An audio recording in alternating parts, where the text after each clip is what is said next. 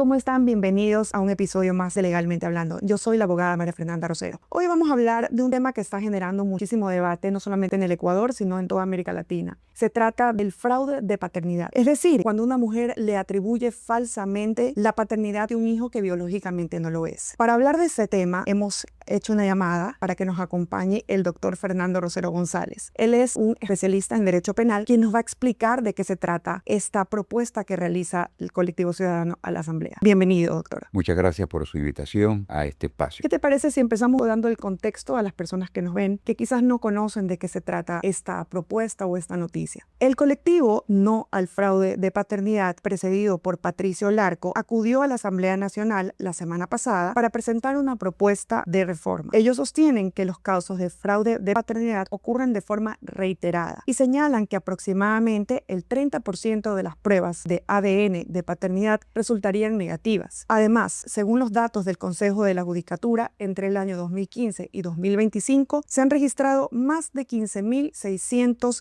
procesos de impugnación de paternidad en el Ecuador, principalmente en las provincias del Guayas, Pichincha y Azuay. Entonces, este tema está generando bastante debate jurídico. Sí, así es. Yo pienso que este fraude de paternidad cruza con el derecho de familia al derecho penal. Busca penalizar específicamente el engaño sobre la filiación biológica para obtener beneficios personales, es decir, beneficios de la persona que está perpetrando este tipo de infracción, diferenciándose del fraude procesal previsto en el artículo 272 del Código Orgánico Integral Penal. Podría interpretarse entonces como un engaño. Es un engaño. ¿Es un engaño hacia qué? Al juez. Al juez que está conociendo el tema o la demanda o la denuncia presentada. Y también es un engaño en caso de ser administrativo al servidor público que ejerce una actividad administrativa, porque no solamente puede ser judicial, sino también administrativa. En todo caso, es inducir a error a ese juez o a ese servidor público. El propio Estado. Claro, el delito es un delito en este momento contra la administración pública. El funcionario que da fe, que presume que esa información es veraz. Sí, es penalizar específicamente el engaño, la filiación biológica para obtener ¿qué cosa? Beneficios para la persona que produce este engaño, que generalmente es la madre. Ahora, hablemos un poco de la propuesta que realiza el colectivo a la Asamblea. El colectivo está planteando una conducta tipificada como un delito, es decir, el colectivo busca que se sancione con pena privativa de libertad de 3 a 5 años este delito, pero sabemos que existen ya las bases legales en el Ecuador. Estamos hablando de que el fraude ya existe. Nosotros partimos de un ordenamiento que contempla este delito. ¿Cuál es la diferencia de esta opción que propone el colectivo ciudadano? La diferencia que propone el colectivo ciudadano es que el delito de fraude es un delito genérico. Ellos quieren tener un delito específico, personalizado, puntual. Para estos casos, el engaño que le hace la madre, el niño, que pretende registrarlo como padre, alguien que realmente no lo es. No es un padre biológico. Y la madre lo sabe que no lo es. Entonces lo hace a sabiendas. ¿Con qué propósito? Con el propósito de obviamente inducir a error al juez. Pero ellos quieren tener, este colectivo, un tipo de delito propio. Buscan penalizar el engaño al juez con la manipulación de la filiación biológica del menor. Ellos buscan es que este tipo de delito sea un delito puntual, no un tipo de delito genérico como lo es el fraude procesal. En derecho penal siempre se habla de que es la última herramienta del Estado. Antes de criminalizar cierta conducta, la ley busca todos los mecanismos legales suficientes para resolver más bien el problema. Si nosotros estamos llegando o el colectivo está buscando esta instancia es porque se está viendo gravemente afectado. Hace poco estuvo aquí con nosotros en este programa el comandante Jorge Altamirano. Él expuso su caso en el cual se le imputa la paternidad, en este caso es una hija, al que él alega que no es. Él alega que él no es el padre. Y él ha estado privado o han ocurrido varios obstáculos legales para que él pueda realizarle las pruebas biológicas pertinentes para poder identificar si en efecto es el padre o no es el padre. A ello veo que hay muchos comentarios que dicen, ay, pero es tan fácil, eso es tan fácil, ¿por qué solamente no coges al niño o al menor y lo llevas a realizarse una prueba? ¿Por qué es tan difícil llegar a la verdad de un tema como ese? Porque no está penalizada la conducta de la madre. Nuestro ordenamiento jurídico sí sanciona a aquel padre que se niega a practicarse la prueba de ADN. Aquel padre que no quiere practicarse la prueba de ADN, inmediatamente el juez lo penaliza y dispone inclusive que se proceda a inscribir a un niño Porque se presume. Se presume que es el padre.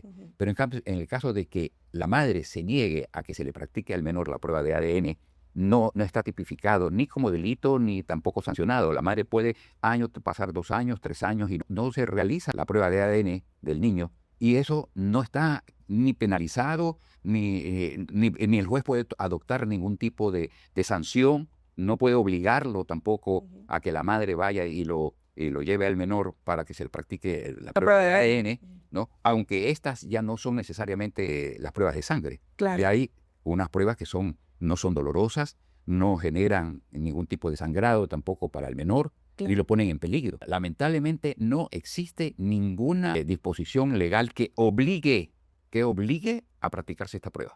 Si el menor se niega a practicarla, la decisión de la madre se niega a practicársela, obviamente el juez no puede ordenar la práctica de esta prueba. El juez tiene que respetar. Se presume la paternidad en este caso. La ley es bastante tajante para quien se presume que es el padre. Si no quiere practicarse una prueba de ADN, la ley dice, entonces lo es. Pero no se despiertan esas mismas alarmas a aquellas mujeres que rechazan u obstaculizan realizarse esta prueba. En la actualidad no existe. Yo pienso que ese colectivo va más allá de su afán, de su interés. Se tipifique como un delito este tipo de prácticas que hoy son tan comunes por parte de la madre de un niño. ¿Cuál es esa? De que para ir e inscribir al menor en el registro civil, la madre haga una declaración juramentada ante un juez competente o ante un funcionario administrativamente competente que haga la declaración juramentada para que surta efectos de prueba en el momento oportuno. Entonces, si la madre ha hecho una declaración juramentada de que ese niño es biológicamente de tal persona y así inscribe al menor, entonces ahí sí puede haber un delito contra la fe pública. Claro, ya conlleva implicaciones penales. Ahí conlleva no solamente implicaciones penales, sino también sancionada judicialmente con la impugnación oportuna de que ese hijo no le pertenece a determinado padre. Porque realmente los efectos que conlleva el registro del menor con nombres y apellidos de sus padres conlleva también no solamente problemas de orden de paternidad, sino también de herencias. Claro, derechos sucesorios. De derechos sucesorios y otros. Entonces, las consecuencias son realmente muy, muy graves que tienen que tomar debida nota los funcionarios legales pertinentes. El Código Civil permite que una persona impugne la paternidad. Esto es posible actualmente en nuestra legislación cuando exista cierta duda de filiación biológica. En estos casos se puede solicitar prueba de ADN, pero nos topamos con que existen situaciones como esta que hemos mencionado del caso del comandante Altamirano, en la que no se puede forzar que alguien se realice esta prueba. Sin embargo, cuando uno hace un reconocimiento voluntario, este es irrevocable. Una persona no puede retractárselo y decir, no, ya no. Hay un caso de un señor aquí en el Ecuador que asumió voluntariamente la paternidad de sus 5 hijastros. Y luego la madre vuelve con el padre y ahora es el padrastro quien debe pasar la pensión de alimentos. En estos casos, ¿cuál sería la diferencia entre lo civil y lo penal?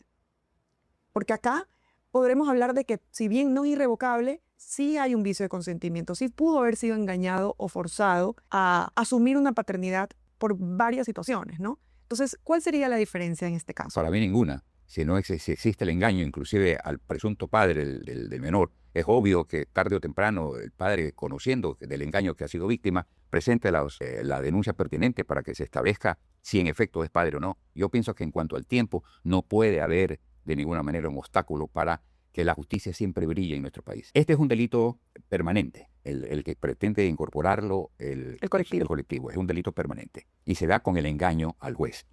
¿Cuándo terminaría el tiempo para que pueda prescribir esta acción? A partir del momento en que el juez o el servidor administrativo se dan cuenta que han sido engañados y dejan constancia procesal del engaño. Desde ese momento corren 5 años para que la persona afectada, en este caso el padre, pueda ejercer la acción pertinente. Dentro de ese rango de los 5 años podrá el padre ejercer las acciones legales que le correspondan. Algunos sostienen que penalizar estas situaciones podría generar injusticias. Y estas injusticias creo yo que tiene varios afectados. Podría ser un afectado, por supuesto, va a ser el quien se le intenta engañar o acercar en error. Pero también se ve sumamente afectada la vida del menor. ¿Qué pasa cuando el menor ha desarrollado una relación afectiva con este supuesto padre y viceversa? Evidentemente es necesario proteger a estas personas que han sido engañadas. Creo que esta es la intención del colectivo de hacer esta petición ante la Asamblea, de proteger y tipificar este delito. ¿Cómo proteger a esta vida afectada? ¿Qué puede hacer el Estado para evitar que sucedan estos casos? Si de pronto entre el presunto padre o el afectado, el efecto no es el padre del niño, y el niño ha surgido lazos de amor, de afecto, de cariño. Yo pienso que eso ya queda a criterio del padre cesar de esa impugnación. Es decir, que sea voluntario, que se respete. Que se respete la voluntad. No solamente podría ser el niño, también es el padre la Claro, el niño como interés superior, por supuesto. Niño, bueno, pero el afectado... Protegiéndose del interés superior de ellos. Claro. El afectado directamente es el padre. Así es. Y sin duda este es un debate que va a seguir llamando mucho la atención a todos los ecuatorianos que lo vemos a diario en las noticias. Son casos que se ha popularizado con un poco de vergüenza porque no es tan fácil pararte y contar tu historia personal.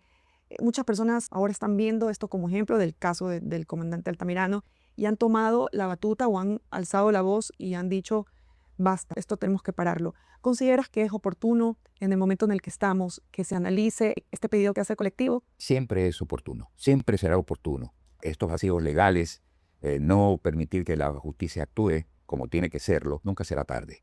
Siempre beneficia a la colectividad corregir errores que existen en nuestra legislación, que este no es el único, hay otros más. Claro.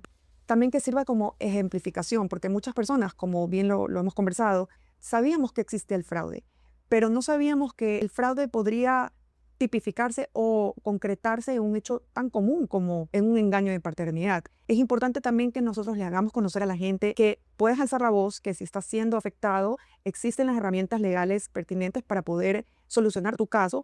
Si tienes dudas sobre las impugnaciones de paternidad o fraude, ya lo hemos conocido que no necesariamente tiene que ser un fraude de paternidad, sino el fraude como tal, o pensiones de alimentos, no dudes en contactarnos. Estamos en el Estudio Jurídico Rosario y Asociados para atenderte con cualquier problema legal que tengas. Doctor, muchísimas gracias por acompañarnos. Creo que ha sido bastante completo nuestro análisis o tu análisis. Muchas gracias por aportar a las personas que nos ven, que muchas veces entienden o han visto las noticias y quieren saber un poco más del tema o no saben a quién acudir cuando tienen un problema como este. Te agradezco mucho tu tiempo y tu presencia. Muchísimas gracias, María Fernanda. Cuando guste estaré aquí en este espacio de Legalmente Hablando. Muchas gracias. Saben que nos pueden escuchar en Spotify, nos pueden ver en YouTube. También reproducimos todos los episodios en el canal Armonía TV. Muchísimas gracias por vernos. Nos vemos a la próxima. Chao.